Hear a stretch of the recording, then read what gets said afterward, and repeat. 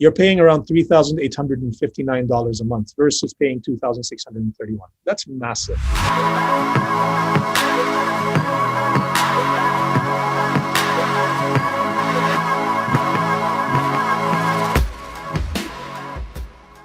And what we're going to talk about today as well, Brian, is going to be the first-time buyer equity disadvantage. It breaks my heart when I have to work with first-time buyers and they're up competing against people who have built up equity for 10 years, for 5 years, even for 3 years.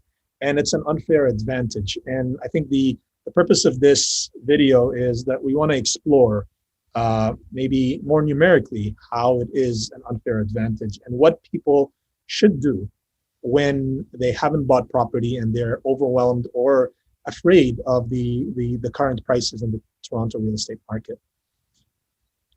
So this is a really cool graph, and it shows the average monthly selling prices and how it's changed since May 2011. So this is a 10-year trend line, as you guys can see in the market. And what I'm going to do is I'm going to pick out a few points from this chart over here, and we're going to explore what would have happened if you had bought at a specific time versus what's happening right now if you are buying today. I guess a small change to what I just said. What would have happened if you had bought in a certain time and wanted to move up to something today, right? So first of all, let's start off with an example with 2017, July 2017 versus July 2021. Can you imagine that the price point difference between the average price point, we're talking about average here, the average price point for a property in the GTA used to be 750, and today it's around 1,100,000. That's just crazy, Brian.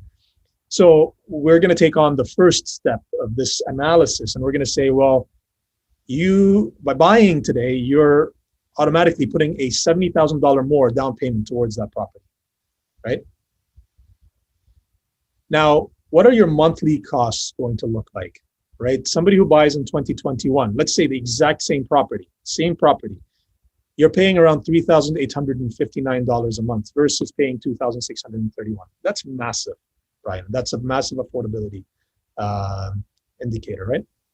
Not to mention you're having to qualify for that much bigger mortgage as well, right? So the monthly payments are going to be increased, but there's a bigger mortgage behind that the person is having to qualify for. Absolutely, you need to be earning proportionately more to that increase.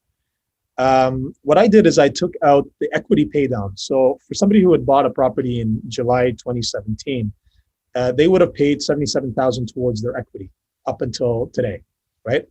And the appreciation that has happened from July 2017 to today is $350,000, right? So what are we looking here? What are we looking at here? We're looking at an unfair advantage of $427,000. So this person who's buying the exact same property, right? You got one person who bought a property in 2017, one person who is buying a property today. The person who bought in 2017 has $427,000 on top of their down payment of $150,000. Right? Or the down payment that they need to put. So how could you compete? How could a first-time buyer today compete with somebody who bought a property in 2017 when you're going into a bidding war?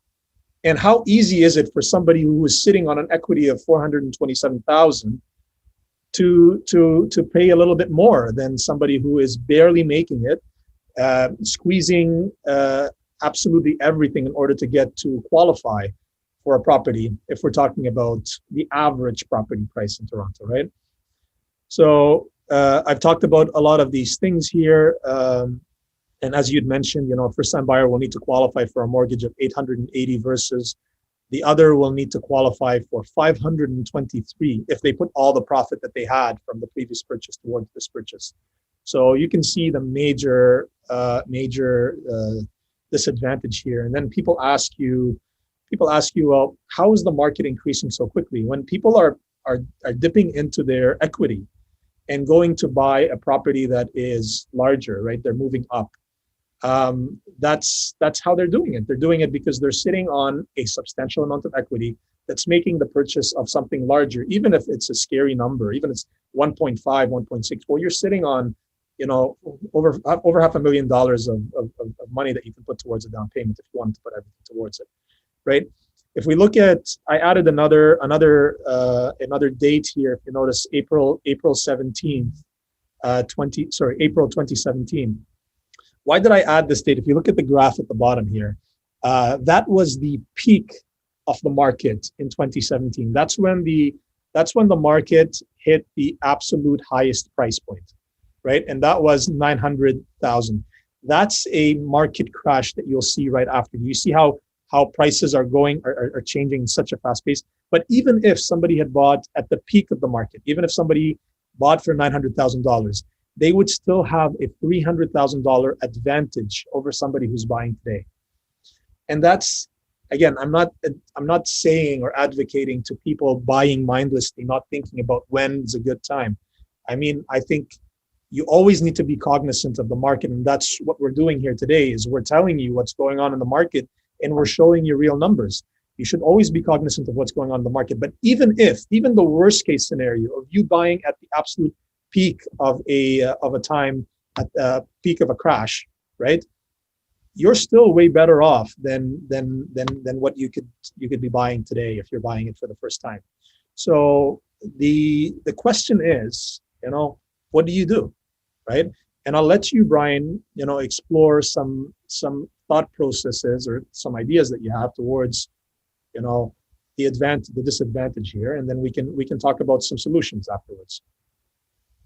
Yeah, for sure. And I think you make a good point, Omar, on that last slide of that real estate is a long-term game, right? Because that person that bought in at 900,000, if they had turned around and tried to sell a year later, they would have been in big trouble. But the fact is, you're now looking at the numbers 4 years later, right? Now, the funny thing about that is when I used to hear that term of like long-term investor, it was like 10 years. Now that's shortened to like 3 or 4 years where you're going to be okay. You're still going to be able to turn a profit.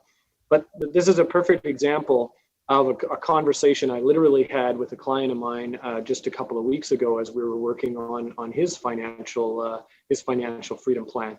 So, this client of mine, he likes to dream big. Okay, he's got big dreams, and one of those dreams is owning his dream home in Toronto. And with the prices right now, that's probably somewhere in the neighborhood of $1.5 to $2 million in the area that he's looking at.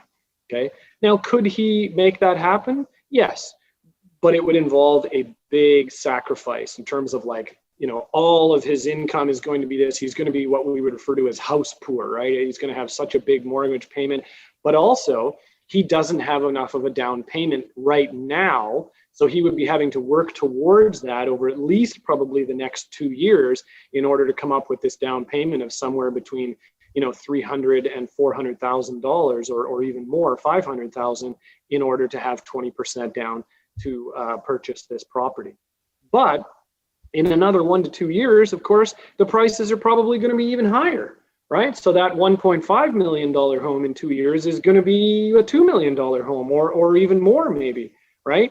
So it becomes a hamster wheel where the longer you wait and you work towards it, right? So you're upping your down payment and your ability to qualify, but the prices are continuing to go up as well.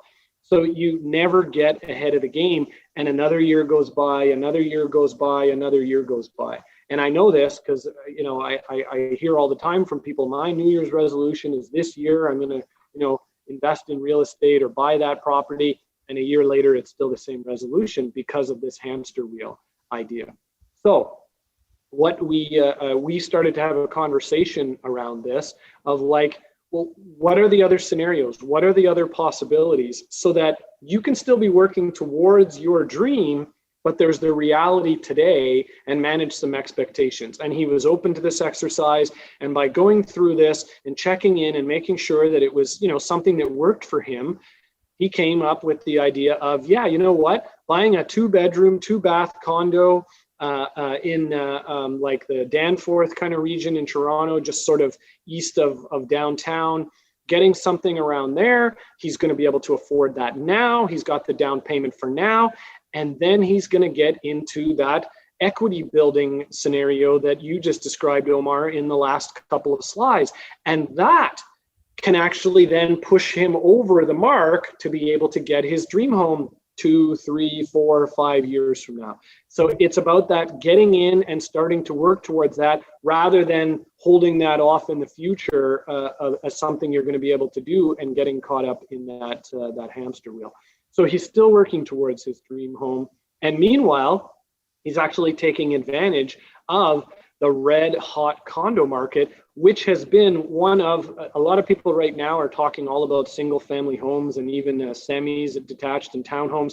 But actually, again, going beyond the headlines, when you dig into the numbers, the condo market, even with COVID, has still been the biggest appreciation, the hottest market over the last 4 years in the GTA.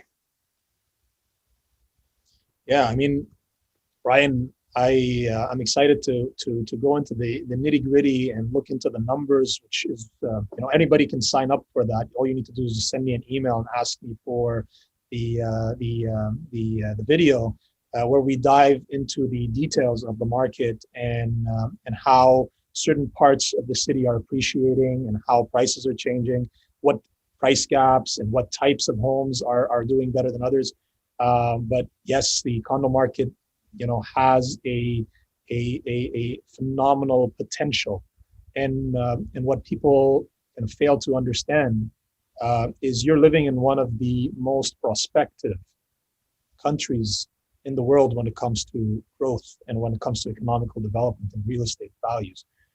There's so many people coming into the country year over year with plans of even increasing these numbers. But what's the biggest problem that we have here in Toronto is not a demand issue, it's a supply issue. And you'll notice that, the thing that's really moving our economy, our market right now is the low supply.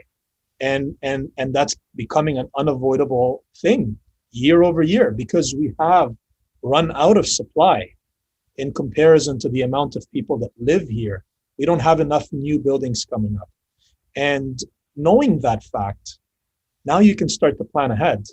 Now you know that the market is going to appreciate. Now you know that every year that you take away from being on the market, that's more that you need to earn next year in order to be able to play the same game, right?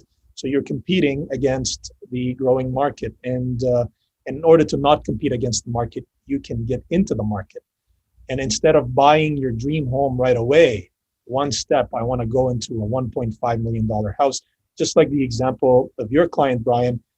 What can I afford very comfortably where I'm not really compromising on my lifestyle? And let me buy an investment property, or let me buy a smaller place to live in as a transitional property before I buy my final dream home, right? That concept of buying your dream home is becoming harder and harder for first-time buyer. Some people are doing it. They come into Canada, they've accumulated a large amount of life savings, and they go into their dream homes. But for somebody who is starting off, or for somebody who is an average immigrant who's come into the country, buying their first home, the prices are at a point where it's become very difficult for you to buy the place that you want right away. And so you have to think about it strategically, and you have to space it around, whether you're buying an investment property or buying a smaller principal residence, or maybe something that's a little further away. You can't get to your main destination right away every time, not in every case. Some people can, and they should.